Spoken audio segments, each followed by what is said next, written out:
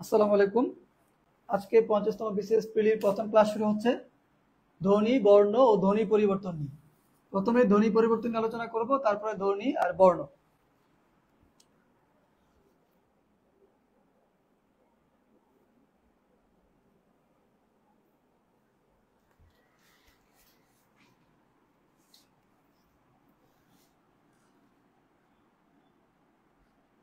সবাই খাতা কলম নিয়ে লিখবেন।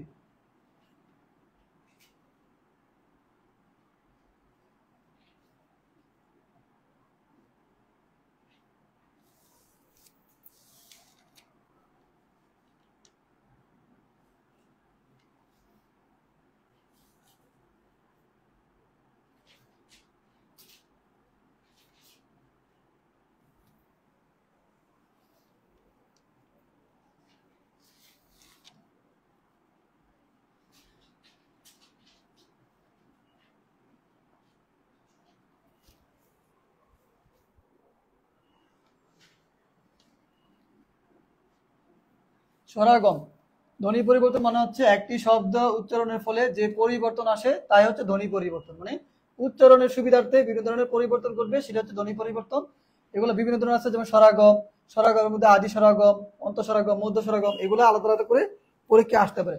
শুধু যদি স্বরাগম আসে সেই ক্ষেত্রে তিনটা মিলে উদাহরণ আসবে, আর যদি বলা হয় নিচে কোনটি আদি স্বরাগম উদাহরণ অথবা মধ্য স্বরাগম, এরকম পরীক্ষা আসতে পারে। স্বরাগম মানে হচ্ছে শব্দের শুরু, মধ্য বা শেষে স্বরের আগমন ঘটবে, নতুন কোনো স্বরের আগমন ঘটবে, সেটা হচ্ছে স্বরাগম। যেমন আদি স্বরাগম। আদি স্বরাগম মানে কি? শব্দের শুরুতে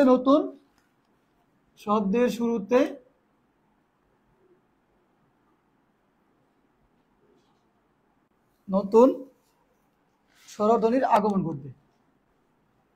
সবাই লিখবে, লেখা না বুঝলে কমেন্ট করবেন। আগমন ঘটবে। আদি মানে শুরু, শব্দের শুরুতে নতুন স্বরধ্বনির আগমন ঘটবে। এই শব্দ আদি মানে কি শুরু, তবে শব্দের শুরুতে নতুন স্বরধ্বনি আসবে। যেমন উদাহরণ দেখেন, স্কুল, আমরা কি বলি? স্কুল বলি, স্কুল। এরকম স্কুল বলি, স্কুল না বলে আমরা বলি স্কুল। তারপর দেখেন স্পর্ধা, আমরা বলি স্পর্ধা, মানে মানে শুরুতে সরা একটা যুক্ত করি, স্পর্ধা। একটা স্বরাগমের আগমন ঘটে। স্থাবল, আমরা বলি আস্তাবল। এই হচ্ছে আদি স্বরাগম। তার মানে এটা হচ্ছে মূল শব্দ, এর শুরুতে রস্যি, সরেয়া এগুলো আসছে, তার মানে এগুলো হচ্ছে আদি স্বরাগমের উদাহরণ।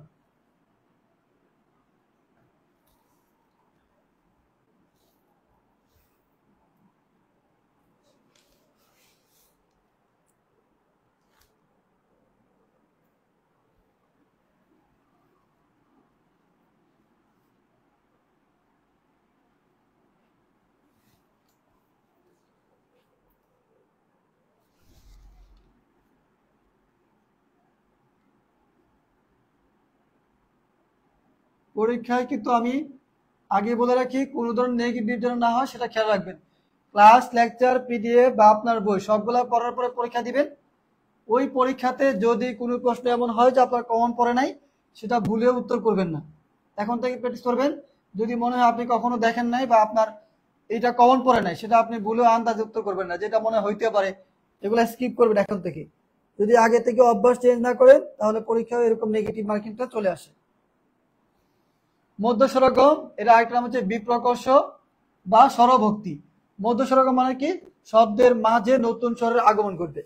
সংখ্যা লিখলাম না, শব্দের মাঝে নতুন স্বরের আগমন ঘটবে, তার মানে এটা হচ্ছে শব্দের মাঝে বা মধ্যে।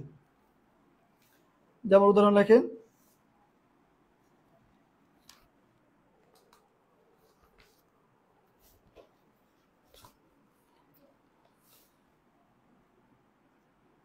রত্ন রতন,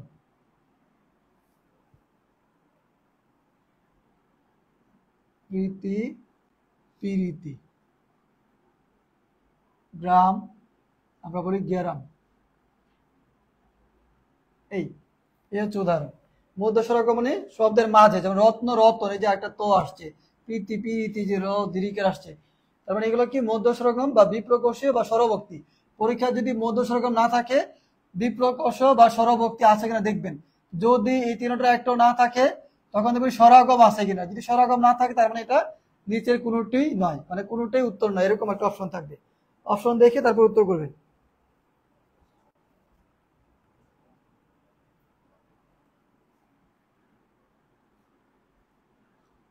ফিল্ম ফিলিম, এই।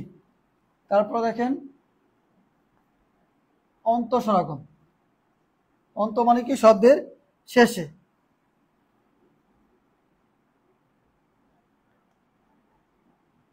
অন্তঃস্বরাগম মানে হচ্ছে শব্দের শেষে স্বরধ্বনির আগমন ঘটবে। শব্দের শেষে স্বরধ্বনির আগমন মানে নতুন স্বরের আগমন ঘটবে। যেমন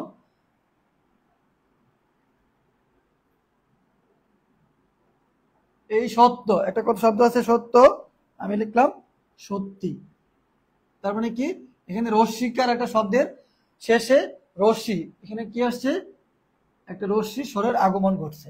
তবে এটা হচ্ছে অন্ত। অন্ত মানে কি শেষ, অন্ত মানে হচ্ছে শেষ, শব্দের শেষকে বলা হয় অন্ত। মধ্যস্বরের তিনটা নাম আছে, সেটা খেয়াল রাখবেন। আর অন্ত মানে শেষ, কারণ শব্দের শেষে নতুন স্বরের আগমন ঘটবে।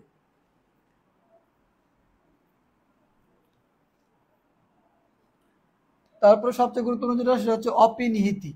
অপিনিহিতি মানে কি পরীক্ষা আসতে পারে, অপিনিহিতি মানে কি এটাও আসতে পারে, অথবা নিচের কোনটি অপিনিহিতির উদাহরণ, অথবা একটা উদাহরণ দিয়ে বলবে নিচের কোনটি, মানে এই ধ্বনি পরিবর্তে নিচের কোনটি আদি স্বরগম, অপিনিহিতি, ব্যঞ্জন বিকৃতি, এভাবে পরীক্ষা অপশন আসবে। তাহলে অপিনিহিতি মানে কি পরের ইকার বা উকার আগে উচ্চারিত হলে, পরের রস্যিকার বা উকার দীর্ঘিকার হইতে পারে দীর্ঘকার হইতে পারে আগে উচ্চারিত হবে,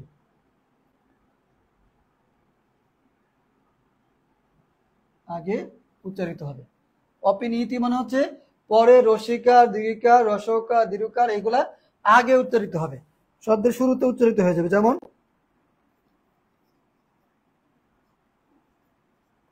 আমরা বলি কি আজি, আজি না বলে আমরা কি বলি আইজ, সরে রশ্মি বর্গজ। তার মানে এই যে শব্দের শেষে রশ্মি ছিল আজি, এখানে মূলত একটা রশ্মি ছিল, সেই রশ্মিটা আগে চলে আসছে। তাহলে পরের ইকার, এই পরের ইকারটা আগে চলে আসছে, এখানে রশ্মিকারটা মনে মনে ছিল, সেই রশ্মিকারটা কি চলে আসছে বর্গজ লাস্টটা আগে চলে আসছে, তার মানে এখানে চলে আসছে। এটা হচ্ছে অপিনিহিতি। তার মানে অপিনিহিতি হচ্ছে পরের ইকার আগে উচ্চারিত হবে, তার মানে আজিটা আইজ হয়েছে। এবার আরো অনেক উদাহরণ আছে, যেমন সত্য সত্য, এর খেয়াল করবেন এখানে সত্য সত্যি এটা কিন্তু অন্তঃস্বরাগম, আবার সত্য সত্য এখানে রশ্মিটা মানে আগে চলে আসে, সেটা কি আবার অপিনিহিতি। এখন আপনি এটা দেখে যদি অপিনিহিতি দিয়ে দেন বা এটা দেখে যদি অন্তঃস্বরাগম দিয়ে দেন তাহলে কিন্তু ভুল হবে। তার মানে আগে খেয়াল করবেন এখানে উদাহরণটা কি আছে সেটা দেখে তারপরে আপনি উত্তর করবেন।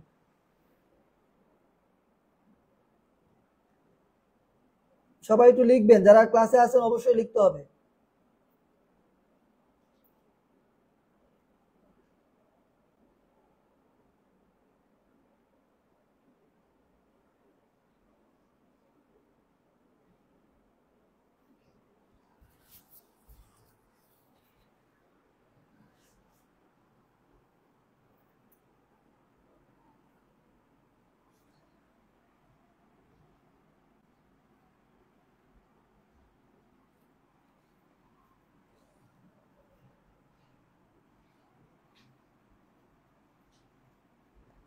সম্প্রকর্ষ বা সরলরূপ। বিপ্রকর্ষ কিন্তু আলাদা, খেয়াল করেন বিপ্রকর্ষ মানে হচ্ছে মধ্যস্বরাগম, আর সম্প্রকর্ষ কিন্তু আলাদা, এটা আলাদা এটা আলাদা, খেয়াল রাখতে হবে। পরীক্ষায় প্রথম অপশনে দিয়ে দিল মধ্যস্বরগম না দিলে বিপ্রকর্ষ না দিয়ে সম্প্রকর্ষ দিল। আপনি এই উদাহরণ থেকে সম্প্রকর্ষ অ্যান্সার করে ফেলবেন, এটা কিন্তু একটা খেয়াল রাখতে হবে। সম্প্রকর্ষ মানে কি? স্বরধ্বনি লুপ পাবে। সম্প্রকর্ষ বা স্বরলুপ, তার মানে স্বরধ্বনি লুপ পাবে। স্বরধ্বনি লুপ পাবে, লুপ পাবে মানে কি? বাদ যাবে, স্বরধ্বনি লোপ ঘটবে। যেমন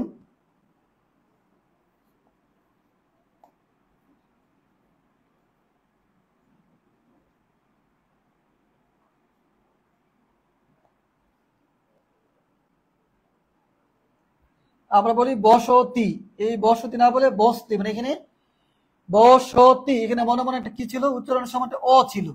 বসতি না বলে আমরা বলি বসতি, বস্তি মানে বস্তি, দুটো নিচে হসন্তর হবে, বসতি বস্তি। তারপরে জানালা জানলা,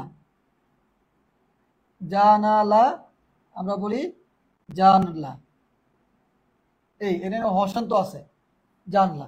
তারপরে জানালা, এখানে একটা আ ছিল, সেই আটা বাদ গিয়ে এখানে হসন্তর মতো উচ্চারণ হয়ে একটা আ লুপ পেয়ে গেছে। এটা হচ্ছে সম্প্রকর্ষ বা স্বরলুপ। সম্প্রকর্ষ বা স্বরলুপ। আসসালামু আলাইকুম ভাইয়া। ওয়ালাইকুম আসসালাম। তারপর খেয়াল করেন সম্প্রকর্ষ বা স্বরলুপ মানে হচ্ছে স্বরধ্বনি লোপ পাবে। স্বরধ্বনি কি হবে? এখানে ভাবতে পারেন স্বরধ্বনি কোথায়, এখানে উচ্চারণটা খেয়াল করেন, বসতি, আমার এখানে কিন্তু একটা ও আসে, বসতি, ও বসতি, এখানে বস্তি, এখানে কিন্তু আপনি এই হসন্ত মানে কি, হসন্ত মানে এখানে থামা যাবে না, বস্তি জানলা, এখানে কিন্তু আপনি জান ও লা বলতে পারবেন না, জানলা বলতে হবে, জানালা জানলা। এখানে আ ছিল, আটা লুপে হসন্ত হয়েছে। এখানে অবশ্যই বানানের লেখার সময় হসন্তরা দিতে হবে। পরীক্ষা অপশন থাকলো জানালা জানলা হসন্ত ছাড়া, কিন্তু ঘ নম্বরে দেওয়া থাকলো হসন্ত সহ, তবে এটা কিন্তু কারেক্ট অ্যান্সার। অপশন দেখে অ্যান্সার করবেন।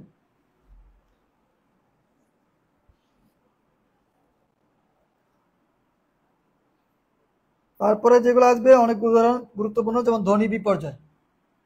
যারা পরে আসছেন একটু লেখেন, দ্রুত লিখবেন। পরে আসলে কোনো ক্লাস শুরুর দিকে মিস করলে অবশ্যই রেকর্ড থাকবে, সেই রেকর্ড থেকে লিখবেন। ধ্বনি বিপর্যয়,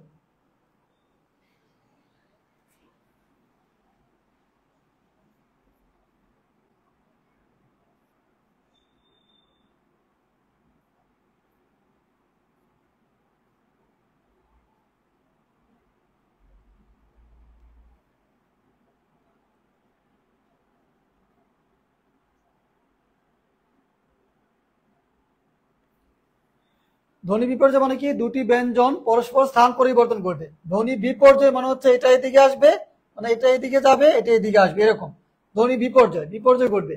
ধ্বনি বিপর্যয় একটা ব্যঞ্জন বিকৃতি, এটা খেয়াল রাখবেন। ধ্বনি বিপর্যয় আলাদা, ব্যঞ্জন বিকৃতি কিন্তু আলাদা। ব্যঞ্জন বিকৃতি মানে বিকৃতি ঘটানো, যেমন ধোপাকে আমরা ধোবা বলি, এরকম ধাইমাকে দাইমা বলি, এগুলো হচ্ছে ব্যঞ্জন বিকৃতি। আর ধ্বনি বিপর্যয় মানে হচ্ছে দুটি ব্যঞ্জন পরস্পর স্থান পরিবর্তন করবে, যেমন রিস্কা রিক্সা, বাক্স বাস্ক, এরকম। আমরা বলি রিক্সা না বলি রিক্সা, রিস্কা বলি, রিস্কা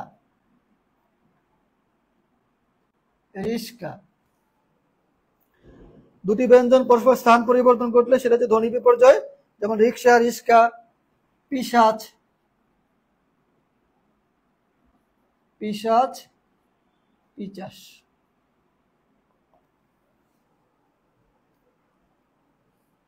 লাভ ফাল, আমরা লাভ না বলে ফাল, এটা কিন্তু এলাকার একটা ভাষা, আঞ্চলিক ভাষা মতো। লাভ না লেখা না বুঝলে কমেন্ট করবেন। বাক্স আমরা বলি বাস্ক, আমরা দুনটা সরা আগে চলে আসে, এই খেয়াল করেন। রিক্সা রিস্কা, এখানে খেয়াল করেন এই যে ক দুনতাস, এখানে দুনতাসটা আগে আসছে, কটা পরে গেছে। কেউ না বুঝলে কমেন্ট করবেন। দেখেন এখানে দেখেন, এই যে তালবস্য, এখানে তালবস্যটা পরে চলে গেছে, চটা মাঝে চলে আসছে, তার মানে কি দুটি ব্যঞ্জন, এই দুটা ব্যঞ্জন, ব্যঞ্জন ধ্বনি, ক তালবস্য চ, এগুলো ব্যঞ্জন ধ্বনি। তার মানে এই দুটো ব্যঞ্জন ধ্বনি পরস্পর কি করে স্থান পরিবর্তন করছে। কটা পরে গেছে, দুনতাস আগে আসছে, তালবস্য পরে গেছে, চটা আগে আসছে, ফটা পরে গেছে, আগে আসছে, এইরকম। ক পরে চলে গেছে, দুনতাসটা আগে চলে আসছে, এটা হচ্ছে পরস্পর স্থান পরিবর্তন, এটা হচ্ছে ধ্বনি বিপর্যয়। বিপর্যয় মানে কি? নতুন কিছু পরিবর্তন ঘটা। আর বিকৃতি হচ্ছে আলাদা। বিকৃতি মানে কি? অরিজিনাল যে শব্দটা সেটা বিকৃতি ঘটিয়ে অন্য একটা উচ্চারণ তৈরি করে, সেটা হচ্ছে ব্যঞ্জন বিকৃতি।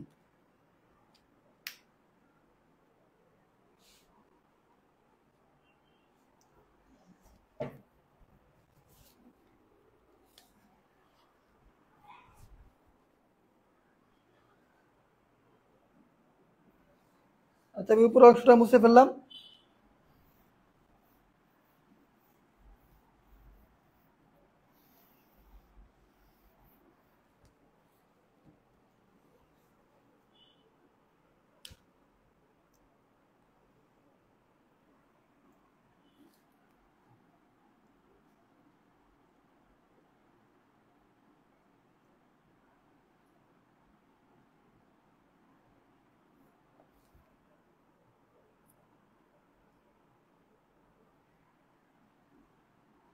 ব্যঞ্জন বিকৃতি,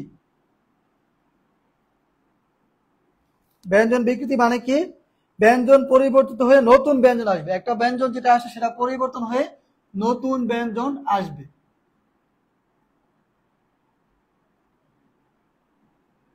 ব্যঞ্জন পরিবর্তন হয়ে নতুন ব্যঞ্জন।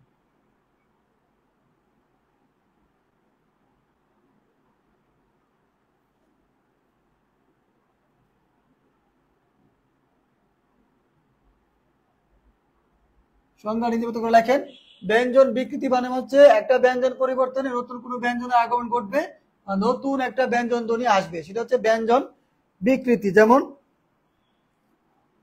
যেমন কবাট, আমরা বলি কপাট, কবাট কপাট। তারপরে ধোবা, ধোপা, মূল উচ্চারণ হচ্ছে ধোবা কিন্তু আমরা বলি ধোপা, ধোপাকে কাপড় দিয়ে এরকম। এই এটা হচ্ছে ব্যঞ্জন বিকৃতি। ব্যঞ্জন বিকৃতি মানে কি? একটা পরিবর্তন হচ্ছে, ক বাট এখানে ক পাট, তার মানে ব পরিবর্তন হয়ে প হয়েছে। আবার ধোবা ধোপা, এখানে ব পরিবর্তন হয়েছে প হয়ে গেছে, তার মানে হচ্ছে ব্যঞ্জন বিকৃতি। বিকৃতি মানে হচ্ছে মূল যে শব্দটা ছিল সেটা পরিবর্তন হয়ে নতুন অন্য কোনো শব্দ ধারণ করছে। আর ধ্বনি বিপরীত যেটা হচ্ছে দুইটা ব্যঞ্জন পরস্পর স্থান পরিবর্তন করছে, শব্দের উচ্চারণ একটু পার্থক্য হয়েছে কিন্তু শব্দটা দেখতে একই রকম মনে হয়, রিক্সা রিক্সা একই রকম মনে হয়। কিন্তু কবার কপাট, এখানে বটা প হয়ে গেছে, এখানে বটা প হয়ে গেছে। খেয়াল রাখতে হবে ব্যঞ্জন বিকৃতি আর ধ্বনি বিপর্যয় এই দুইটা অনেক সময় কনফিউশন তৈরি করে, একটু ভালো করে খেয়াল করবেন।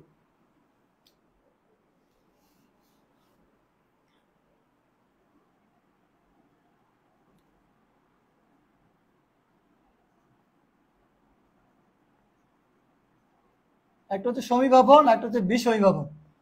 সমীভাবন মানে হচ্ছে dissimilar to similar, dissimilar to similar মানে ভিন্ন থেকে এক হবে, ডিসিমিলার টু সিমিলার। আর এটা হচ্ছে সিমিলার টু ডিসিমিলার।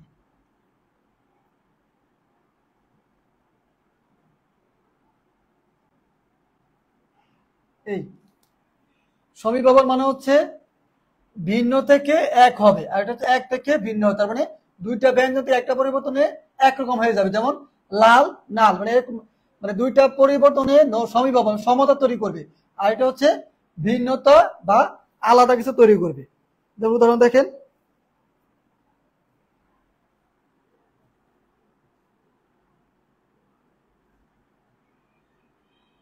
দুটি ভিন্ন ধ্বনি সমতা লাভ করবে।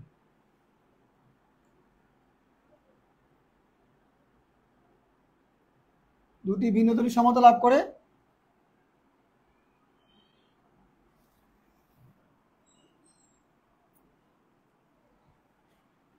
আর এটা হচ্ছে দুটো সমবর্ণের একটি পরিবর্তন ঘটে,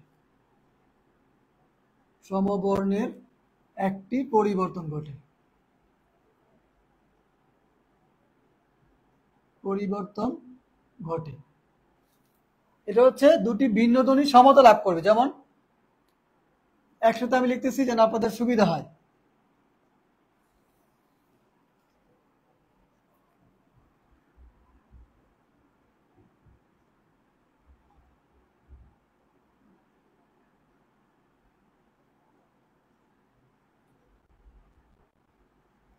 এখানে খেয়াল করেন জন্ম জন্ম, তার মানে এখানে ন ম ময় ম হয়ে গেছে, তার মানে কি ডিসিমিলার টু সিমিলার, এটা দুইটা আলাদা ছিল দুইটা এক হয়েছে।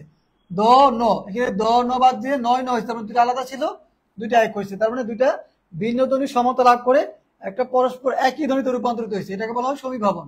আর বিসমীভাবন হচ্ছে সিমিলার টু ডিসিমিলার, তার মানে দুটি সমবর্ণের একটি পরিবর্তন ঘটবে, যেমন লাল এখানে হয়ে গেল নাল, মানে দুইটা একই ছিল সেটা আলাদা হয়ে গেছে, একটা আলাদা হয়ে গেছে। যেমন আরো উদাহরণ আছে, শরীর শরীর শরীর, তার মানে দুইটা র থেকে একটা পরিবর্তন হয়ে ল হয়ে গেছে। কেউ উদাহরণ না বুঝলে কমেন্ট করবেন।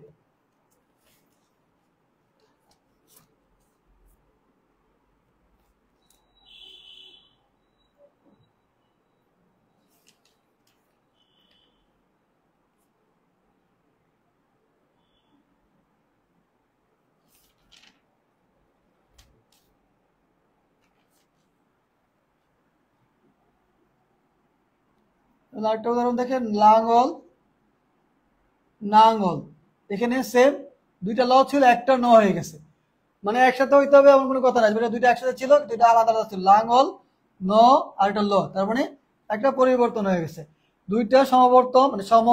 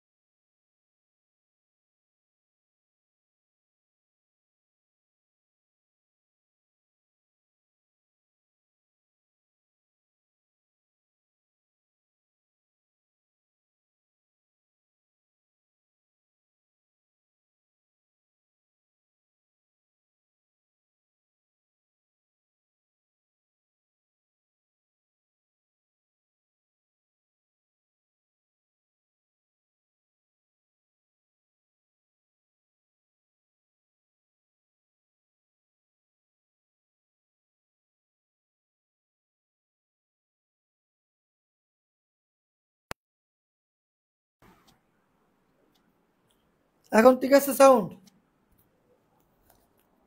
সাউন্ড অফ, সরি খেয়াল করি নাই, সাউন্ড অফ হয়ে গেছিল। আচ্ছা আমি আবার বলতেছি, খেয়াল করেন।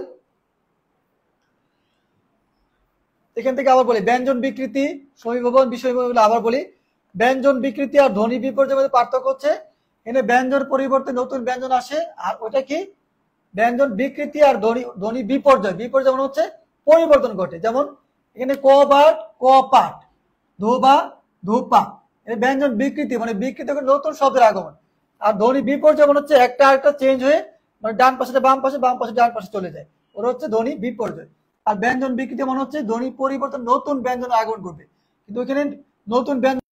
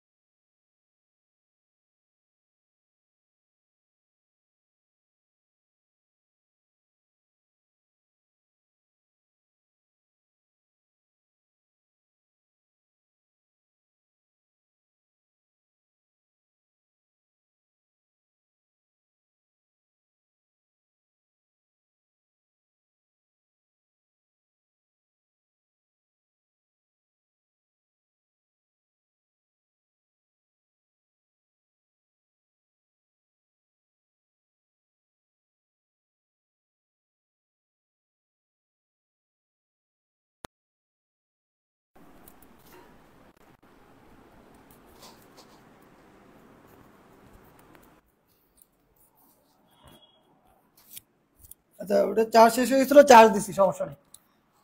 আচ্ছা প্রগত মানে পূর্বধ্বনির প্রভাবে পরের ধ্বনি পরিবর্তন ঘটবে। যেমন চক্র, চক্র, এখানে দেখেন চক্র মানে কি, এখানে চ ক র, ভেঙে ভেঙে চিন্তা করেন, এখানে র আছে, এই রটা পরিবর্তন করে এখানে হয়েছে চ কয় ক। তার মানে এখানে র পরিবর্তন হয়ে ক আসছে। তারপরে পূর্বধ্বনির প্রভাবে এখানে ক র, এখানে এটার প্রভাবে পরেরটা পরিবর্তন করছে। তার মানে এই কয়টার প্রভাবে পরেরটা পরিবর্তন হয়ে চক্র হয়েছে। এটা হচ্ছে প্রগত। প্রগত মানে পূর্বেরটার প্রভাবে পরেরটার আগমন ঘটবে।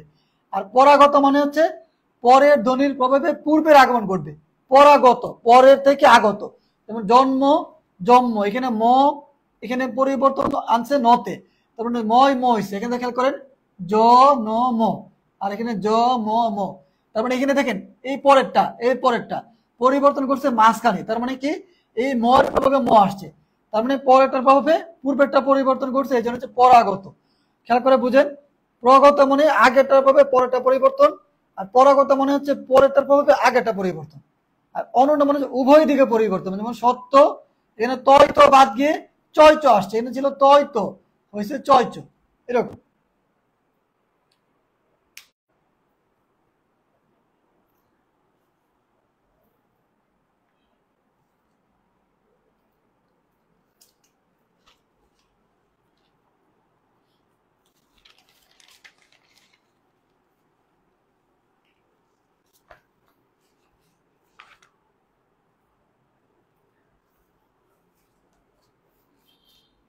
আশা করি বুঝতে পারছেন। সমীভবন, বিষমীভবন, ব্যঞ্জন বিকৃতি, তারপর সমীভবন পার্থক্য, প্রগত, পরাগত, অনন্য, এগুলো বুঝতে হবে। কিন্তু অনন্য মানে কি, এখানে অনন্য মানে হচ্ছে উভয় দিকে পরিবর্তন। তারপরে দেখেন একটা বিষয় হচ্ছে অসমীকরণ।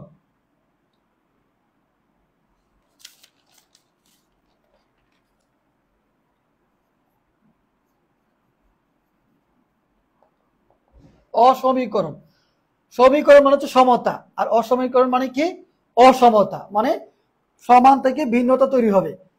এটা কিভাবে হয়, মাঝখানে লিখে রাখেন, মাঝখানে আ ধ্বনি আসবে, আ ধ্বনির আগমন ঘটবে। এই অসমীকরণ হচ্ছে মাঝখানে একটা সরে আসবে, ওইটা এসে কি করবে, একটা অসমতা তৈরি করবে। যেমন ধপ যোগ ধপ, আমরা বলি ধপা ধপ, টপা টপ, এগুলো হচ্ছে অসমীকরণ। অসমীকরণটা বোঝা যায়, সমস্যা নেই, এগুলো পরীক্ষা সহজ, এটা এগুলো তেমন আসার সম্ভাবনা নাই। পরীক্ষায় কঠিন গুলো আসবে, কোনগুলো আসবে, ব্যঞ্জন বিকৃতি, ধ্বনি বিপর্যয়, সমীভবন, বিষমীভবন, সমীহ ভবনের ভিতরে প্রগত পরাগত সম্প্রকোষের বিপরীত নাম কি, ঠিক আছে, সরলরূপ মানে কি, এই ধরনের কঠিন পরিবর্তন কিন্তু এখন আসবে। ধপ যুগ ধপ, ধপাধপ, টপ যুগ টপ, টপাটপ। আমি বারবার বলতেছি, পরীক্ষায় ক্লাস লেকচার বা আমার ক্লাস লেকচার পিডিএফ এর বাইরেও কিন্তু প্রশ্ন দিয়ে একটা দিব আপনাদেরকে, নেগেটিভ মার্কিং যেন না করেন সেটা চেক করার জন্য। তো আমি মানে এমন কিছু প্রশ্ন দিলাম যেটা আসলে পরীক্ষা বা বইয়ে আপনার বইও নাই, সেই প্রশ্নটা আপনি উত্তর করবেন না। আমি বারবার বলতেছি, কোনোভাবে যেন 3টার বেশি নেগেটিভ না হয় 20টার মধ্যে। 3টার বেশি নেগেটিভ যার হবে তার খবর আছে, 3টার বেশি নেগেটিভ করা যাবে না। 20টার মধ্যে আপনি যতগুলো অ্যান্সার করেন না কোনো, 3টার বেশি যেন নেগেটিভ না হয়। 3টার বেশি নেগেটিভ না হলে কি হবে, 200 প্রশ্নের মধ্যে কয়টা নেগেটিভ খেয়াল করেন, 200, তার মানে 20টার মধ্যে যদি 3টা হয়, 20টার মধ্যে 3টা নেগেটিভ, 200টার মধ্যে কত কাটেন, 10 দুগুণে 20, তার মানে 30টা নেগেটিভ, 30টা নেগেটিভ, সর্বোচ্চ 30টা নেগেটিভ। 200টার মধ্যে 30টা নেগেটিভ হইলো, তার মানে আপনি তো 200টা দাগাবেন না, দাগাবেন 150টা, তখন আপনার নেগেটিভ হলে সাপোজ ধরেন 20টা, ঠিক আছে, 20টা নেগেটিভ। 20টা যদি নেগেটিভ হয় 150 থেকে 20টা আগে বাদ, তার মানে 130টা কারেক্ট। ওই 30 থেকে আবার 10 বাদ করলে, মানে এখানে 150 থেকে যখন আপনার 20টা বাদ যাবে তখন 30টা কারেক্ট হচ্ছে, এই জন্য আবার 10 বাদ দিলে আর 120 থাকে, আপনার নাম্বার কিন্তু 120 আসবে আলটিমেটলি। কাটমার্ক এখন যদি এত বেশি হবে না, কোশ্চেন যদি 47-এর মতো হয় কাটমার্ক হবে সর্বোচ্চ 95 থেকে 100, এর বেশি হবে না। যদি বেশি পাস করায় 90 এর নিচে নামবে, যদি 10,000 পাস করায় 90 95 এরকমই কাটমার্ক হবে। সো চেষ্টা করবেন 20টার মধ্যে, আমি ক্লাস টেস্ট নিব, 20টার মধ্যে 3টার বেশি নেগেটিভ করবেন না। আপনি যতগুলোই দাগান, যদি আপনি 15টা দাগান তার মধ্যে তো 3টার বেশি ভুল না হয়, যদি আপনি 17টা দাগান 3টার বেশি ভুল না হয়, 20টা দাগান 3টার বেশি ভুল না হয়, সেটা চেক করবেন আগে থেকেই। আমি কিন্তু চেক করবো, উল্টা পাল্টা কেউ অ্যান্সার করবেন না। আমি কিন্তু সবার নাম্বার রাখছি এবং ফেসবুক কিন্তু আমি চেক করব। আমি বারবার বলি আমার ডিভাইসে কিন্তু দেখা যায় কে কে অনলাইন আছে, গ্রুপে ঢুকে দেখা যায়, নর্মাল ফোন দিয়ে দেখা যায় না, তো আমার এই ফোনে এই সুবিধাটা আছে, আমি দেখতে পারি কে কে অনলাইনে আছে। So be careful. এটাতে আমি একটা গুমর ফাঁস করে দিলাম, আমার মোবাইলে এই সিস্টেমটা আছে, গ্রুপে ঢুকলে আপনারা কতজন অনলাইনে আছে সেটা দেখা যাচ্ছে। আচ্ছা, এই হচ্ছে ধ্বনি পরিবর্তন। আচ্ছা, ধ্বনি পরিবর্তন আরেকটা লিখে অন্তর্হতি লেখেন, অন্তর্হতি, অন্তর্হতিরও পরীক্ষায় আসতে পারে।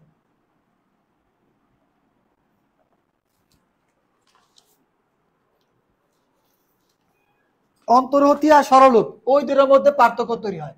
অন্তর্হতি মানে হচ্ছে ব্যঞ্জন লুপ পাবে, ব্যঞ্জন ধ্বনি লুপ পাবে, সেটা হচ্ছে অন্তর্হতি।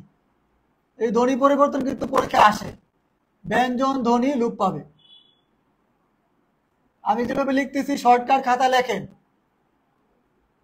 আপনাদের কিন্তু অ্যাসাইনমেন্ট দিতে হবে, বাড়ির কাজ দিতে হবে। বাড়ির কাজ মানে কি, আমার ক্লাস লেকচার ছাড়াও কিন্তু বাড়ির কাজ করতে হবে রুটিন অনুযায়ী। ক্লাস লেকচারের রুটিন দেখবেন, রুটিনের পাশে কি লেখা আছে, এতগুলো লেখেন, এতগুলো লেখেন, এতগুলো প্রশ্ন লেখেন, এত ধ্বনি পরিবর্তন লেখেন, এগুলো কিন্তু লেখা আছে। এর বাইরে কিন্তু আপনাদের বাড়ির কাজ দিব আমি এখন, রুটিনের বাইরেও বাড়ির কাজ দিব।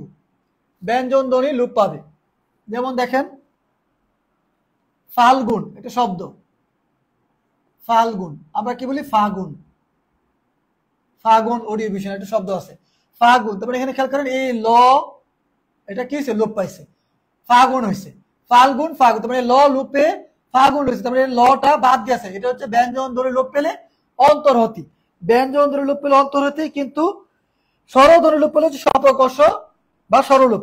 সম্প্রকর্ষ কিন্তু আলাদা, এটা কিন্তু ভুলেও কিন্তু সম্প্রকর্ষ করা যাবে না। সম্প্রকর্ষ মানে হচ্ছে স্বরধ্বনি লুপ, স্বরধ্বনি লুপ, এটা হচ্ছে স্বরধ্বনি লুপ। আর ব্যঞ্জন ধ্বনি লুপ পেলে সেটা হচ্ছে অন্তর্হতি। ফাল্গুন ফাগুন, এখানে ল বাদ গিয়ে ফাগুন হয়েছে। তারপর আরো উদাহরণ দেখেন, আলাহিদা আলাদা, আমরা কিন্তু কি বলি আলাদা বলি, মূলত শব্দ হচ্ছে আলাহিদা, তার মানে এই যে হটা বাদ গিয়ে আমরা কি বলি আলাদা, এটা পুরোটাই বাদ গেল, বাদ দিয়ে আলাদা হয়েছে। আশা করি বুঝতে পারছেন।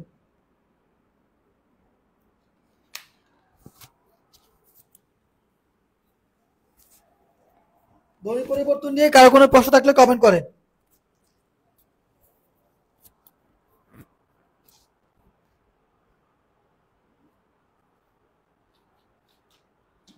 আপনাদের কাজ হবে ধ্বনি পরিবর্তন নিয়ে কাজ হবে এর বাইরে, মানে আপনার রুটিনের বাইরে, রুটিনে যে দেওয়া আছে সেটা করবেন। আমার বাড়ির কাজ দেখাতে হবে, রুটিন অনুযায়ী পড়া সেটা, আর ক্লাস লেকচার যেটা আলাদা সেটা কিন্তু অ্যাসাইনমেন্ট হিসেবে কাউন্ট করবে পরে।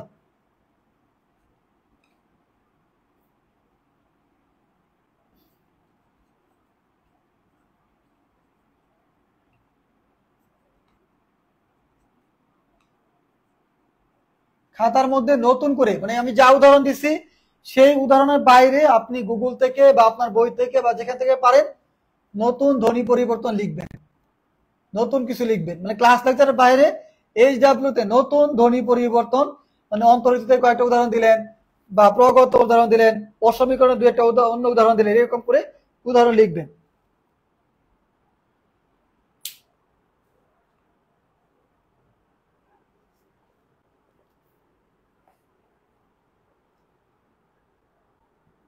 তারপর হচ্ছে ধ্বনি ও বর্ণ নিয়ে আলোচনা।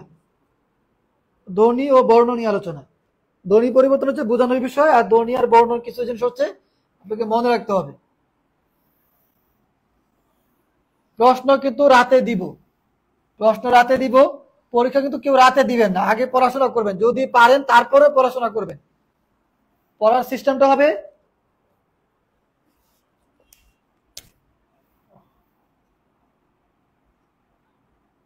পড়ার সিস্টেমটা কিভাবে হবে, এখন থেকে এইভাবে পড়বেন। 1 ঘন্টা গণিত, 1 ঘন্টা গণিত, আপনার সুবিধা মতো যে কোনো চ্যাপ্টার, যে কোনো চ্যাপ্টার আপনি পড়েন। 1 সপ্তাহ আপনি একটা চ্যাপ্টার গণিত চর্চা করেন, লাভ ক্ষতি করলেন, সূচক করতে পারেন, সমান্তর ধারা করতে পারেন। 1 ঘন্টা English, English grammar, English grammar কি করবেন আপনার সুবিধা মতো, সাপোজ ধরুন নাউন বা প্রোনাউন বা ফ্রেজ, ঠিক আছে, এই যে কোনো বিষয় আপনি পড়তে পারেন, যেগুলো আপনার গ্রামাটিক্যালে আপনার মনে হয় যে দেখা দরকার, আপনার চ্যাপ্টার বা বই থেকে আলাদা করে আপনি দেখেন। আমি যখন পড়াবো তখন তো পড়বেনই, আগে নিজের মতো করে 1 ঘন্টা গণিত, 1 ঘন্টা ইংলিশ গ্রামার দেখবেন, বাকি সময় হচ্ছে টপিক দেখবেন, বাকি সময় হচ্ছে রুটিন অনুযায়ী আমি যা পড়াবো তা পড়বেন আর বাড়ির কাজ করবেন রুটিন অনুযায়ী। আমার এই রুটিনে কিন্তু পুরো সিলেবাস কভার করা আছে, সো কোনো সমস্যা নেই। আপনি 1 ঘন্টা গণিত, 1 ঘন্টা ইংলিশ রেখে বাকি যদি আপনি 14 ঘন্টা পড়েন, এখানে 2 ঘন্টা, এখানে 12 ঘন্টা বা 10 ঘন্টা বা 8 ঘন্টা, অন্তত 10, 12 বা 14 ঘন্টা এখন থেকে পড়তে হবে। 10, 12 বা 14 ঘন্টা এখন থেকে পড়েন। 1 ঘন্টা গণিত, 1 ঘন্টা ইংলিশ যদি চর্চায় রাখেন, সেটা আপনার লিখিত পরীক্ষায় কাজে লাগবে। যেমন গণিতে কিন্তু 50 নাম্বার, লিখিত 200 নাম্বার। এই লিখিত 200-এর মধ্যে 60 মার্কস যদি না পান তাহলে এই নাম্বার অ্যাডই হবে না। ইংলিশ গ্রামারে 200, মানে 30% নাম্বার পাওয়া লাগে। ইংলিশ বা যাই বলে 30% মার্কস এর নিচে পাইলে, যদি 1 নম্বরও কম পান, সাপোজ এখানে আপনি 59 পাইছেন, এই 59 আপনার মোট নাম্বারের সাথে যোগ হবে না। তারপরে English grammar, English vocabulary, phrase, preposition, এগুলো কিন্তু আপনার দরকার পড়বে ইংলিশ লিখিত প্রিপারেশনের জন্য। আর গণিত যদি আপনি আগে থেকে চ্যাপ্টার ওয়াইজ চেষ্টা করেন, চর্চা করেন, সেই গণিতে যদি আপনি 50-র মধ্যে 40+ পান লিখিত পরীক্ষায়, তবে তো আপনার ক্যাডার পাওয়ার সম্ভাবনা বেড়ে যাবে। গণিতে 5 পাইও ক্যাডার আছে, অ্যাডমিন ক্যাডার আছে, গণিতে 5 পাইছে, এরকম মাসি দিচ্ছি, গণিতে 5 পাই অ্যাডমিন ক্যাডার আছে। সো ওইটা আলাদা ব্যাপার, কারণ সে 5 পাইছে কিন্তু সে সাধারণ জ্ঞান, বাংলা, ইংলিশ এগুলোতে অনেক বেশি নাম্বার পাইছে, 150, 40 এরকম পাইছে। আপনার যদি ইংলিশে দুর্বল থাকে, গণিতে ফুল মার্ক করতে হবে। ইংলিশে দুর্বল থাকলে বিজ্ঞানে ভালো করতে হবে, বিজ্ঞানে খারাপ থাকলে ইংলিশে ভালো করতে হবে। ক্যাডার পাইতে হলে অবশ্যই আপনাকে মানে 600 নাম্বার, যেটা ইংলিশ, বাংলা, বাংলাদেশ, এগুলো হচ্ছে 200 নাম্বার করে, আর বাকিগুলো 100 করে, ঠিক আছে। এখানে খেয়াল রাখতে হবে অন্তত কয়েকটার মধ্যে 75% নাম্বার তুলতে হবে, 80% নাম্বার তুলতে হবে। কিছু বিষয় আপনার অনেক খারাপ হয়ে যেতে পারে। এবারে যেন অন্তত 580, 90, 100 এরকম, মানে 580+ থাকে, সেই চেষ্টা করতে হবে, তাহলে একদিন করে পাওয়া সম্ভব।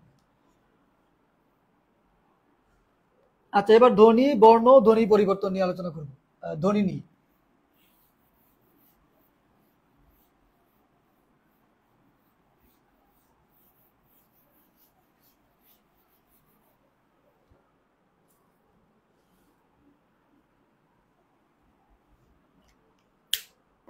ধ্বনি হচ্ছে ভাষার মূল উপাদান বা ক্ষুদ্রতম একক। ধ্বনি কি? ভাষার মূল যে উপাদান সেটা হচ্ছে ধ্বনি। এটা অনেক বড় দেখবেন ভাষার মূল উপাদান শব্দ দেওয়া আছে, এটা আসলে ভুল। ওই দিনও আমাকে একজন নক দিছিল। ভাষার মূল উপাদান হচ্ছে ধ্বনি। ভাষার মূল উপাদান বা ক্ষুদ্রতম একক। ধ্বনি হচ্ছে ভাষার মূল উপাদান বা ক্ষুদ্রতম একক। একক মূল উপাদান হচ্ছে ধ্বনি, আর মূল উপকরণ কিন্তু আলাদা। মূল উপাদান অবশ্যই অ্যান্সার ধ্বনি বা ক্ষুদ্রতম একক ধ্বনি। ভাষার স্বর বলা হয় ধ্বনিকে, এবং ধ্বনিকে কি বলা হয়? ভাষার স্বর বলা হয়। আর ভাষার ইট হচ্ছে বর্ণ। ভাষার ইট হচ্ছে বর্ণ, যেগুলো আমি লিখে দিব, আগে তোকে লেখেন। তারপর লিখবেন মোট ধ্বনি কয়টি? মোট ধ্বনি হচ্ছে 41টি। 41টি কি কি? 7টা হচ্ছে স্বরধ্বনি, আর ব্যঞ্জন ধ্বনি 34টি। 7টি হচ্ছে স্বর আর 34টি ব্যঞ্জন। শর্টকাটে লেখেন ব্যঞ্জন। তারপরে মোট ধ্বনি হচ্ছে 41টি, কিন্তু পরীক্ষা যদি আসে স্বরধ্বনি কয়টি? 7টি। ব্যঞ্জন ধ্বনি কয়টি? 34টি। কিন্তু মৌলিক ধ্বনি হচ্ছে আবার 37টি। মৌলিক ধ্বনি, যে ধ্বনিগুলোকে ভাঙা যায় না, সেটা হচ্ছে মৌলিক ধ্বনি 37টি। মৌলিক ধ্বনি কয়টি? 37টি। আবার মৌলিক স্বরধ্বনি এই যে 7টি। এই মৌলিক স্বরধ্বনিটা কি? 7টি। মৌলিক স্বরধ্বনি 7টি। যৌগিক স্বরধ্বনি 25টি। এগুলো মুখস্থ রাখবেন। যৌগিক স্বরধ্বনি 25টি।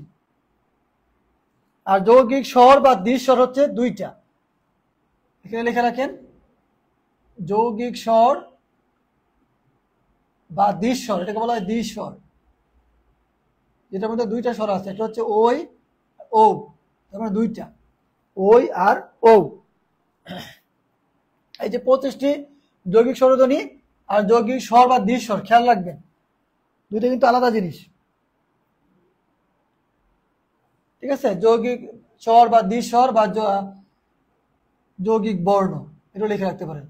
যৌগিক বর্ণ, এগুলো হচ্ছে যৌগিক বর্ণ 2টা।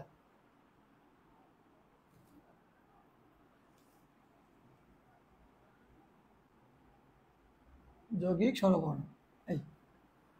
তারপর লেখেন স্বরধ্বনি 11টা। এগুলো জানেন, স্বরধ্বনি 11টা।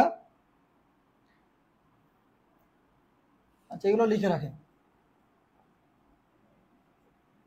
স্বরধ্বনি 11টি। এই 11টার মধ্যে কি?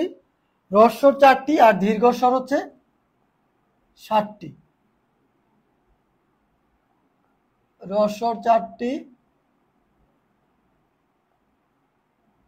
দীর্ঘস্বর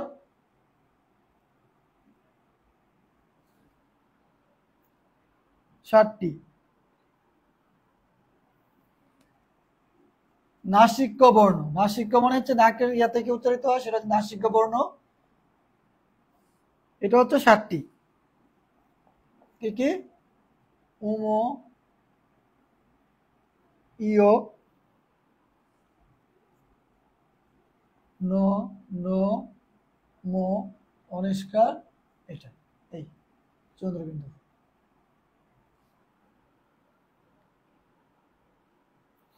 এগুলো হচ্ছে নাসিক্য বর্ণ।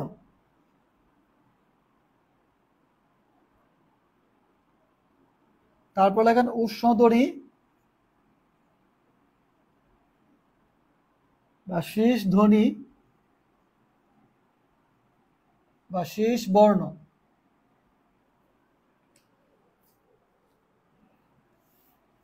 সবাই কিন্তু লিখতে হবে, কোনো কিছু স্কিপ হইলে পরে রেকর্ড থেকে লিখবেন।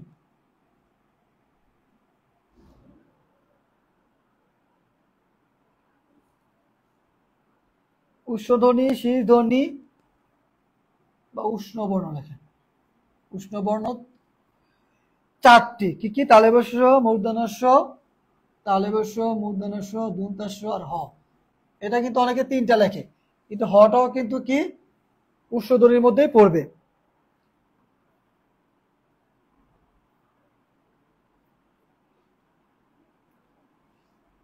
অঘোষ, ঘোষ, অল্প প্রাণ মহাপ্রাণ, এগুলো কিন্তু বুঝতে হবে। অঘোষ অল্প প্রাণ ধ্বনি। এখন এখানে পরীক্ষায় এইভাবে লিখতেছেন উষ্ণ ধ্বনি এটা, কিন্তু পরীক্ষায় আসবে নিচের কোনটি উষ্ণ ধ্বনি, নিচের কোনটি অঘোষ অল্প প্রাণ ধ্বনি, নিচের কোনটি ঘোষ মহাপ্রাণ ধ্বনি, এভাবে পরীক্ষা কিন্তু আসবে। তখন কিন্তু পরীক্ষায় কঠিন মনে হবে, এখানে আপনার সহজ মনে হচ্ছে কিন্তু পরীক্ষা কঠিন মনে হবে। অন্তরাশি নাসিক্য বর্ণ 5টি না নাসিক্য বর্ণ 7টি? এই দুইটা আপনারা তো জানেন না অনেকে। অনিষ্কার চন্দ্র আমরা নর্মালি ক্লাস 9-10 পড়ছি 5টা, কিন্তু নাসিক্য বর্ণ মূলত 7টা। এইগুলো নাসিক্য বর্ণ।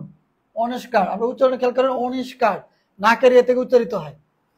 তারপর অঘোষ অল্প প্রাণ, অঘোষ অল্প প্রাণ ধ্বনি হচ্ছে ক চ ট, ক চ ট ত আর এই প, এগুলো হচ্ছে অঘোষ অল্প প্রাণ ধ্বনি। অঘোষ ঘোষ অল্প প্রাণ মহাপ্রাণ, এগুলো বুঝতে হবে কিন্তু। তারপরে অঘোষ প্লাস অল্প প্রাণ, এগুলো হচ্ছে এই। তারপরে প্রথম দুইটা হচ্ছে এগুলো জানেন, এগুলো আমি পরের ইয়াতে আসতেছি।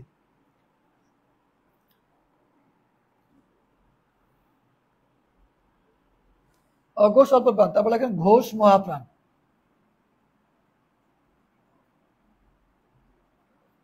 ঘোষ মহাপ্রাণ ধ্বনি হচ্ছে হ।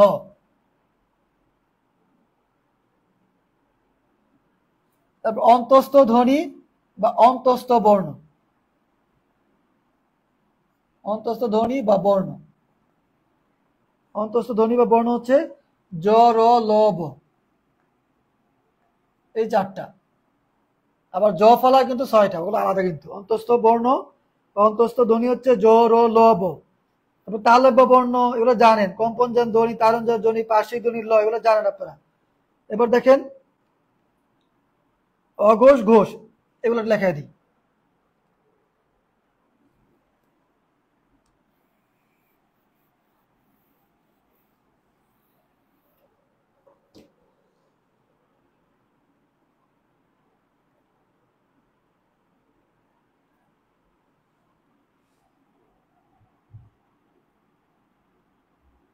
অঘোষ ধ্বনি।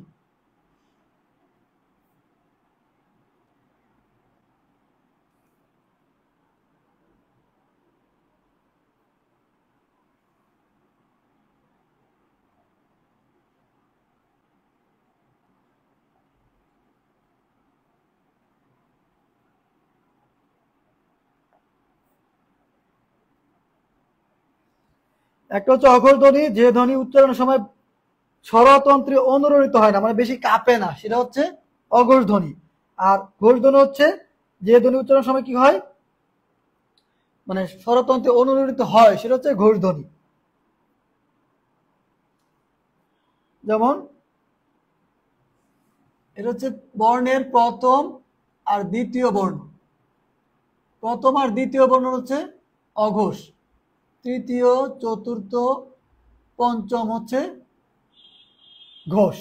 এবার মনে রাখবেন প্রথম দুইটা হচ্ছে অঘোষ, প্রথম দুইটা কি অঘোষ, প্রথম দুইটা যদি অঘোষ হয় বাকিগুলো হচ্ছে ঘোষ। শেষ। প্রথম আর দ্বিতীয়। অল্প প্রাণ কিন্তু আবার প্রথম আর তৃতীয়, এটা খেয়াল করবেন। অল্প প্রাণ এখানে আমি লেখা দিই, এটার সাথে এটার মিল অঘোষ, আচ্ছা মিল নাই, এখানে কোনো মিল নাই। অল্প প্রাণ মহাপ্রাণ লেখেন আলাদা করে, অল্প প্রাণ।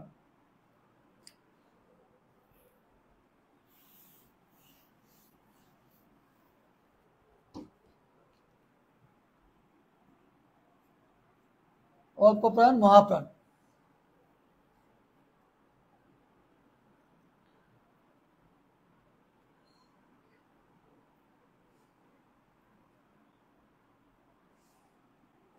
এটা হচ্ছে বাতাসের চাপে স্বল্পতা থাকে, মানে অল্প প্রাণ হচ্ছে যে ধ্বনি উচ্চারণের সময় বাতাসের চাপের স্বল্পতা থাকে, মানে বেশি চাপ প্রয়োগ করে না, সেটা হচ্ছে অল্প প্রাণ ধ্বনি।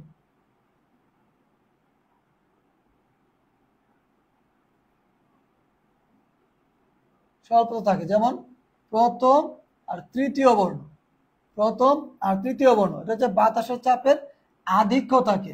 এভাবে লেখে, শর্টকাট লিখে রাখেন, তাহলে আপনার পড়তে সুবিধা হবে। আধিক্য থাকে, আধিক্য থাকে, এটা হচ্ছে দ্বিতীয় চতুর্থ বর্ণ। দ্বিতীয় আর চতুর্থ বর্ণ হচ্ছে মহাপ্রাণ, প্রথম আর তৃতীয় বর্ণ হচ্ছে অল্প প্রাণ। অঘোষ ধ্বনির ক্ষেত্রে হচ্ছে প্রথম আর দ্বিতীয়, আর ঘোষ হচ্ছে তৃতীয় চতুর্থ। অল্প প্রাণ আর অঘোষ ধ্বনি পরীক্ষা আসতে পারে নিচের কোনটি অল্প প্রাণ অঘোষ ধ্বনি। তার মানে প্রথমটা কিন্তু অল্প প্রাণ, এটা অল্প অঘোষ। তার মানে ক যদি আমি পরীক্ষায় বলি এই কটা কি অল্প প্রাণ অঘোষ ধ্বনি। আবার দেখেন দ্বিতীয়টা কি আমার মহাপ্রাণ, পরীক্ষা আসলো নিচের কোনটি মহাপ্রাণ অঘোষ ধ্বনি। তার মানে দ্বিতীয়টা হচ্ছে মহাপ্রাণ, কিন্তু এখানে দ্বিতীয়টা কি অঘোষ। তার মানে এই দুইটা মানে মিল, এখানে এই দিয়ে এটা মিল, মানে খেয়াল রাখতে হবে যে অঘোষের সাথে ঘোষে মিল আছে, আবার অল্প প্রাণের সাথে কোনটা মিল আছে, এগুলো খেয়াল রেখে তারপর উত্তর করবেন। পরীক্ষা অ্যান্সার করার সময় সচেতনভাবে অ্যান্সার করবেন।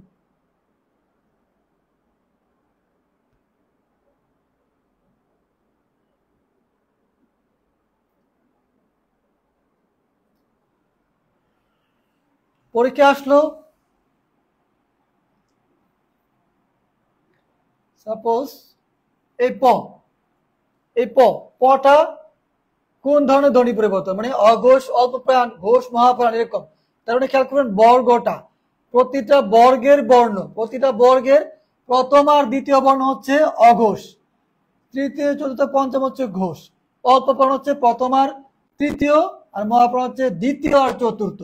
এখন বলছে প, এটা বর্গের শুরুতে প, কিন্তু প প প ফ ব ভ ম, তার মানে বর্গের শুরুতে বর্ণ, তার মানে প্রথম বর্ণ, এটা কি প্রথম বর্ণ। কিন্তু পরীক্ষা থাকলে আবার ফ, তার মানে দ্বিতীয় বর্ণ, এটা দ্বিতীয় বর্ণ। এই দ্বিতীয় বর্ণ কন্ডিশন কোথায় আছে, মহাপ্রাণে আছে, আর এই দ্বিতীয় বর্ণ আছে এটাতে। তার মানে অঘোষ আর হচ্ছে মহাপ্রাণ। তার মানে এটা যদি পরীক্ষা আসে দেখবেন অঘোষ প্লাস মহাপ্রাণ, এই অপশনটা পরীক্ষা আছে কিনা। যদি না থাকে খেয়াল করেন পরীক্ষা ভুল করতে পারে, যেমন দেখা গেল দ্বিতীয় বর্ণ এটা ধরলো কিন্তু এখান থেকে এটা ধরে নাই, সে ধরলো এটা প্লাস এটা, তারপরে এটা কিন্তু অ্যান্সার ভুল, এটা তো অ্যান্সার ভুল। সেই ক্ষেত্রে যদি এরকম থাকে যে এটা আছে এবং এমন কোনো আর কোনো অপশন নাই যে কারেক্ট হইতে পারে, তখন আপনার অ্যান্সার দেখাবেন।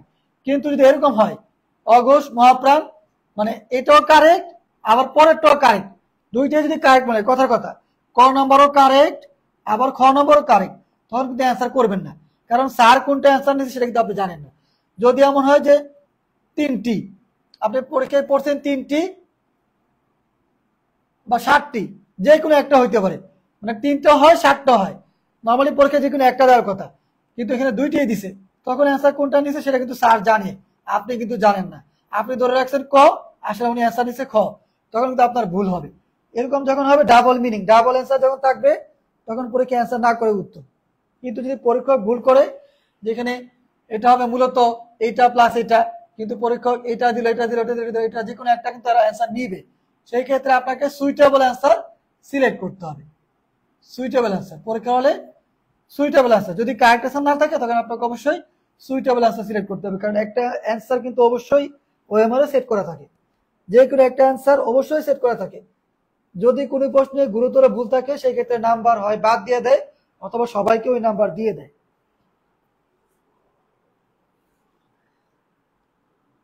আচ্ছা, তারপর স্বরবর্ণের ব্যঞ্জনবর্ণ জানেন,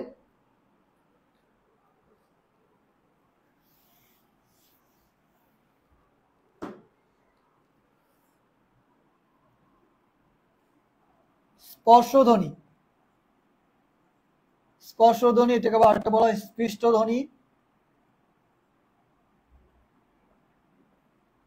বা ঘর্ষণজাত ধ্বনি, ঘর্ষণ ধ্বনি আর কি, এগুলাই কয়েকটা নাম আছে, 25টি ক থেকে ম পর্যন্ত, 25টি কি ক থেকে ম পর্যন্ত, ক থেকে ম পর্যন্ত। তারপর দেখেন মাত্রাহীন বর্ণ কয়টা, অর্ধমাত্রা বর্ণ কয়টা, এই পরীক্ষায় আসে। যদি স্ট্যান্ডার্ড প্রশ্ন করে তখন কিন্তু এই প্রশ্নগুলো আসে। মাত্রাহীন বর্ণ 10টি, অর্ধমাত্রা 8টি, পূর্ণমাত্রা 32টি। এইটার মধ্যে আবার পার্থক্য আছে, ভাগ আছে, স্বরবর্ণ আর ব্যঞ্জন বর্ণ। এটা লেখেন 4 + 6, 1 + 7, 6 + 26।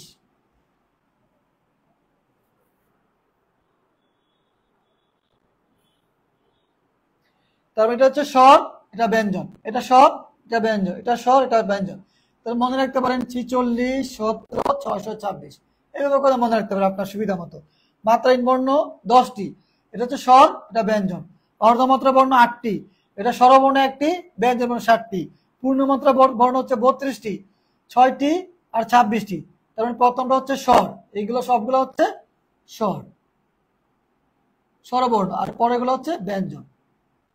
আপনার সুবিধা মতো লিখে রাখেন ব্যঞ্জন বর্ণ। আশা করি বুঝতে পারছেন।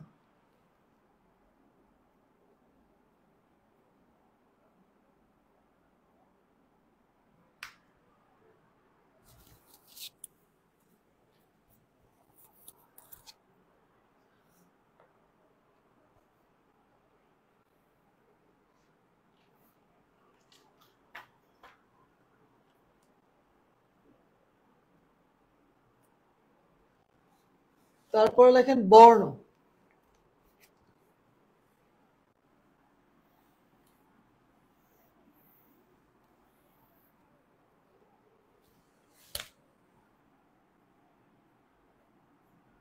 বর্ণ সম্পর্কে তথ্য লেখেন। ধ্বনি নির্দেশক প্রতীক, বর্ণ হচ্ছে ধ্বনি নির্দেশক প্রতীক।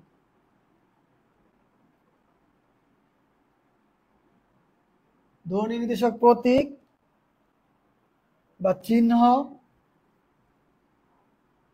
বা লিখিত রূপ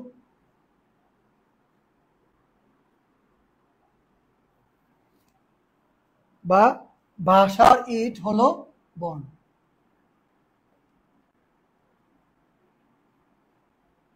বর্ণ, তারপরে ধ্বনি নির্দেশক প্রতীক কি? বর্ণ। ধ্বনি নির্দেশক চিহ্ন কি? বর্ণ। ধ্বনির লিখিত রূপ কি? বর্ণ। ভাষার ইট বলা হয় কাকে? বর্ণ।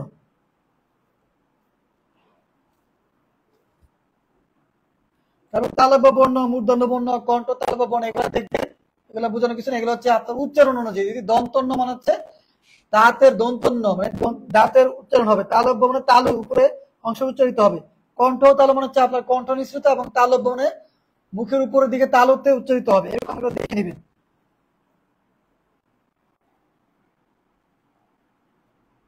সর্বপ্রথম বর্ণ আবিষ্কার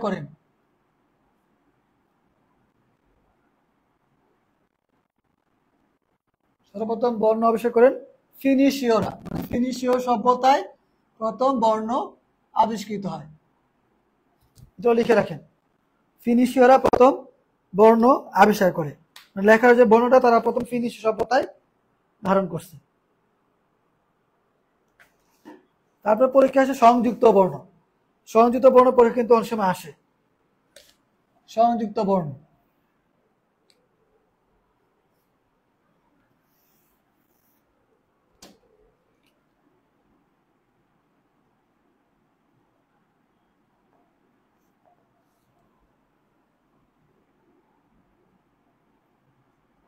ক যোগ মূর্ধন্য ষ হচ্ছে ক্ষীয়।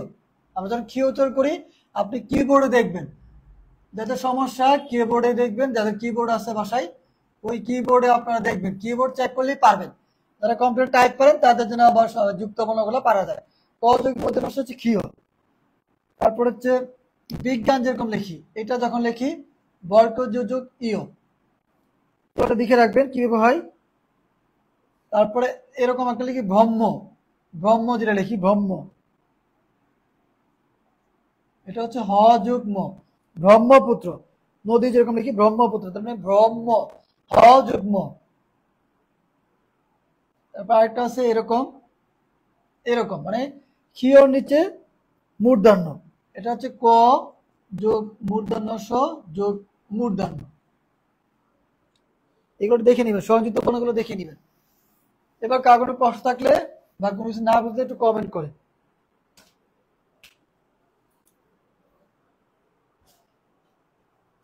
আজকে যে বিষয়ে ক্লাস করলাম সেটার উপর আগামীকাল পরীক্ষা, মানে প্রশ্ন রাতে দিব, কিন্তু আপনারা পরীক্ষা দিবেন আগামীকাল।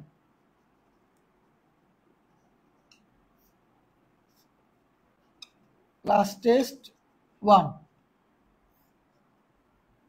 পরীক্ষা দেওয়ার নিয়মটা ওই গতকাল ক্লাসে বলে দিছি। প্রথমে লিংকে ক্লিক করবেন, লিংকে ক্লিক করে নিচের দিকে যাবেন, নিচের দিকে যাবেন, নিচের দিকে নামার পরে দেখবেন নেক্সট পেজ একটা লেখা উঠবে, নেক্সট পেজ, নেক্সট পেজে জয়েন, ওই জয়েনে ক্লিক করবে না, শুধু নেক্সট পেজ, শুধু নেক্সট পেজে ক্লিক করার পর আপনার নাম ও মোবাইল নাম্বার চাবে। আপনি আপনার নেম, ফেসবুক আইডি নেম হইতে পারে, একটা রোল নাম্বার দিব, সেই রোল নাম্বারটা পাশে লিখবেন।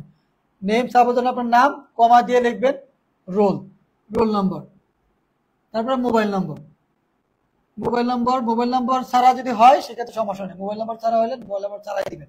ওই মোবাইল নাম্বারটা রেজাল্ট শিটে আসবে না, কোনো সমস্যা নেই, শুধু নাম আর রোল নাম্বারটা শো হবে। নেম, রোল নম্বর, তারপর হচ্ছে স্টার্ট এক্সাম, স্টার্ট এক্সাম, এখানে ক্লিক করার পরে যখন হয়ে যাবে তখন সাবমিট, সাবমিট, তারপরে ভিউ স্কোর, ভিউ স্কোরে ক্লিক করে আপনার কত নাম্বার পাইলেন, কতগুলা ভুল হইলো সেগুলো সব দেখতে পারবেন। এবার লিঙ্কে ক্লিক করবেন, নিচের দিকে যাবে, নেক্সট পেজে ক্লিক করবেন, নাম, রোল নাম্বার আর মোবাইল নাম্বার লিখবেন, start exam, submit, view score, view score দিলে আপনার রেজাল্টটা দেখতে পারবেন। তারপর আমি মেরিট লিস্ট দিব, সেখানে আপনার মেরিট লিস্টে আপনার কতগুলা কারেক্ট হয়েছে, কতগুলা ভুল হয়েছে, কোনগুলা কারেক্ট কোনগুলা ভুল, এগুলা দেখতে পারবেন। এবং আপনার পজিশন কত, অন্যদের সাথে আপনার পজিশন কত, আপনার কতগুলা ভুল হয়েছে, কতগুলা নেগেটিভ মার্কিং হয়েছে, সবগুলা এখানে মেরিট লিস্টে দেখতে পারবেন।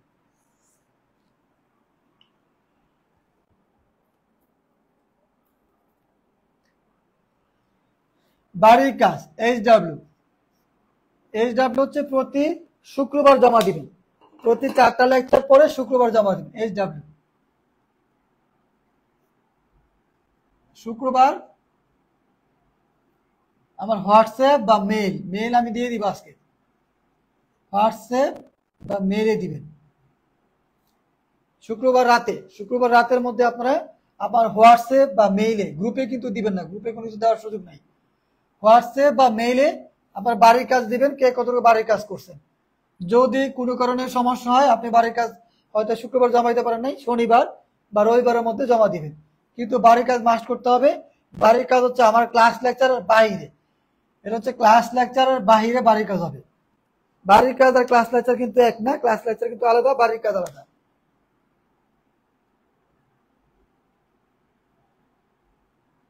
ক্লাস লেকচার ছাড়া বাড়ির কাজটা হবে, ক্লাস লেকচারের তথ্য যেগুলো দিছি সেগুলো ছাড়া আপনি আপনার মতো করে অ্যাড করবেন।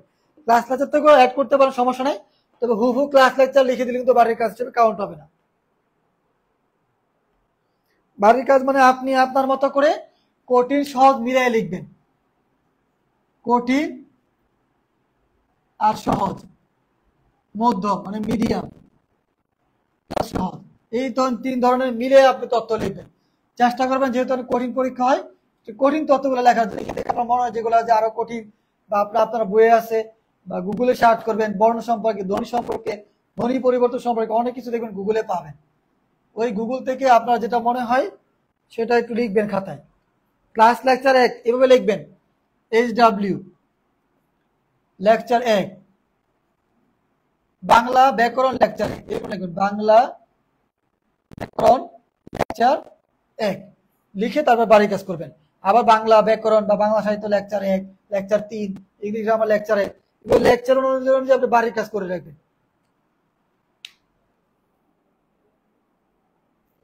কেউ কোনো কিছু না বুঝলে কমেন্ট করেন, আমি একটা ইউনিক রোল নাম্বার দিব, সেই রোল নাম্বার পরীক্ষায় লিখবেন, 6 ডিজিটের একটা রোল নাম্বার দিব, 6 ডিজিটের, সেই রোল নাম্বারটা আপনারা পরীক্ষায় ফিল আপ করবেন, রোল নাম্বার ছাড়া পরীক্ষা দিলে হবে না।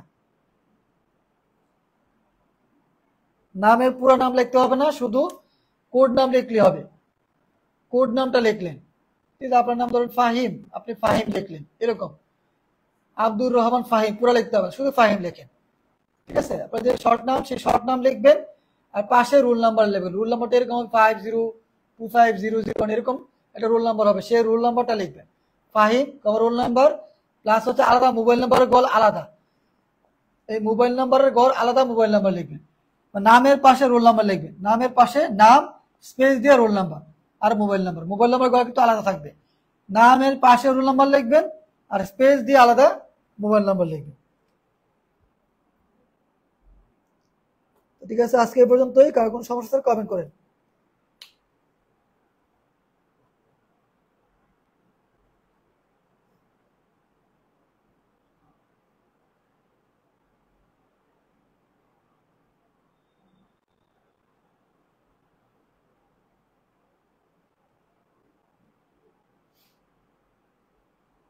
আরেকটা বিষয় বলে রাখি, আজকের ক্লাসের উপরে আগামীকাল শুরুতে অথবা শেষে, নর্মালি শুরুতে দিলে ভালো, শেষের দিকে অনেকে হয়তো চলে যায়, শুরুর দিকে আমি পড়া ধরবো। মানে আজকের ক্লাস লেকচারের উপরে শুরুতে আমি কিছু প্রশ্ন দিয়ে রাখবো উইদাউট অপশন অথবা অপশন ছাড়া, ক্লাসের শুরুতে পড়া ধরবো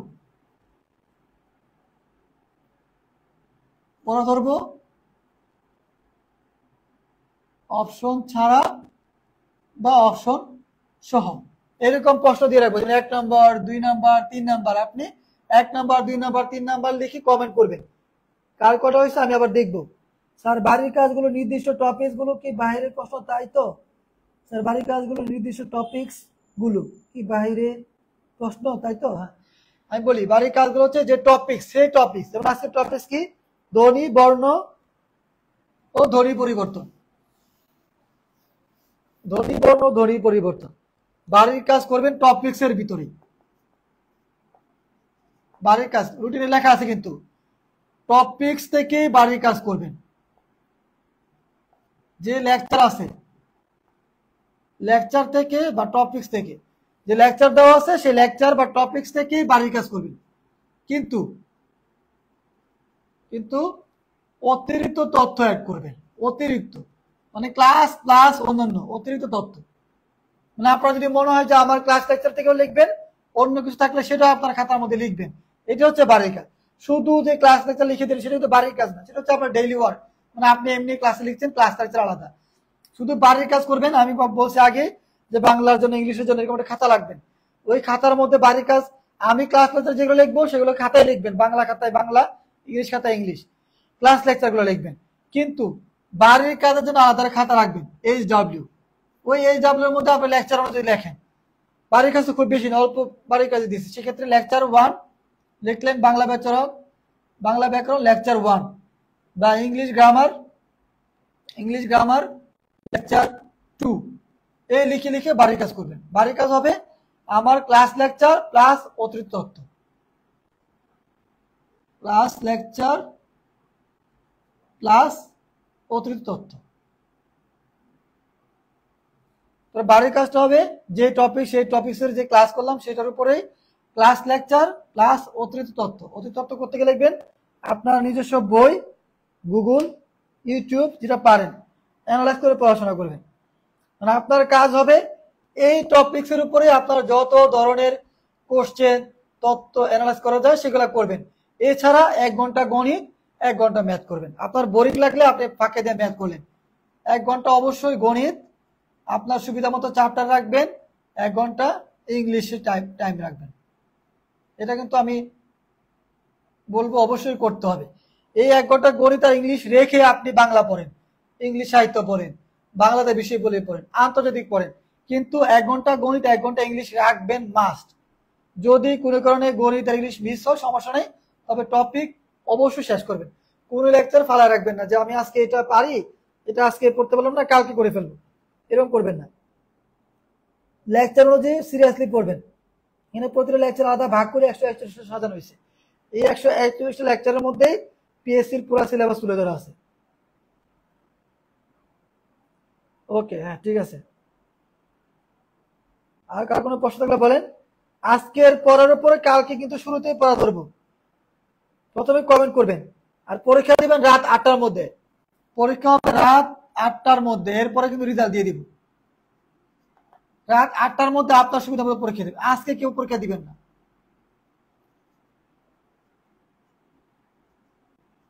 মানে রাত 8টার মধ্যে যদি পরীক্ষা দেন সেক্ষেত্রে আপনার মেরিট লিস্টে নাম পাবেন। আর যারা পরে পরীক্ষা দিবেন, কোনো কারণে যদি মনে হয় যে আপনি একটু লেট হয়েছে, সেক্ষেত্রে পরীক্ষা দিতে পারবেন, লিঙ্ক ওপেন থাকবে, কোনো সমস্যা নেই। মেরিট লিস্ট রাত 8টায় দিব। রাত 8টার পর, মানে 8টা 10 দিয়ে দিব। আর লিঙ্ক ওপেন থাকবে, পরীক্ষার লিঙ্ক ওপেন থাকবে। আপনার পরে যে কোনো সময় সুবিধা মতো আপনি পরীক্ষা দিতে পারবেন। তবে একবারের জায়গায় 2বার ট্রাই করবেন না। ধরেন আপনি প্রথমে পাইলেন ধরেন 10, পরে অ্যান্সার দেখে পরে আবার আপনি অ্যান্সার করলেন 18টা, এটা কিন্তু হবে না। সেক্ষেত্রে কাউন্ট করবে না। আমি কিন্তু দেখবো ফার্স্ট সেকেন্ড থার্ড কে, সেগুলো আমি লিখে দিব। আর একই নাম যদি 2বার দেখি যে 2বার আপনি পরীক্ষা দিচ্ছেন, সেক্ষেত্রে আপনার রেজাল্ট বাতিল বলে গণ্য হবে। ঠিক আছে, আজকে এ পর্যন্ত। আশা করি কারো কোনো সমস্যা নাই। পরের ক্লাস আগামীকাল রাত 9:30। যেহেতু এই সপ্তাহটা মানে রুটিন অনুযায়ী হচ্ছে না, আজকে মঙ্গলবার হিসেবে আজকে ক্লাস ছিল না, তারপর আজকে ক্লাস নিলাম শুরু ক্লাস হিসেবে। তার মানে আজকে কালকে তারপরে মানে শুক্রবার পর্যন্ত ক্লাস নিব। বুধ, বৃহস্পতি, শুক্রবার, এই 3 দিন ক্লাস নিয়ে শনিবার পরীক্ষা। তারপরে রবি সোম মঙ্গলবার গ্যাপ দিয়ে বুধ বৃহস্পতি এইভাবে যাবে। ঠিক আছে, আপাতত টানা কয়েকদিন ক্লাস, শনিবারের পরীক্ষা, তারপর থেকে আবার রবি সোম বুধ বৃহস্পতি, আবার শনিবারের পরীক্ষা। শুক্রবার আপনার রিভিশন দেওয়ার সময় পাবেন। আর যারা লিখিত কোর্সে অ্যাড আছেন তাদের ক্লাসটা হচ্ছে শুধু শুক্রবার, আর পরীক্ষা হচ্ছে মঙ্গলবার।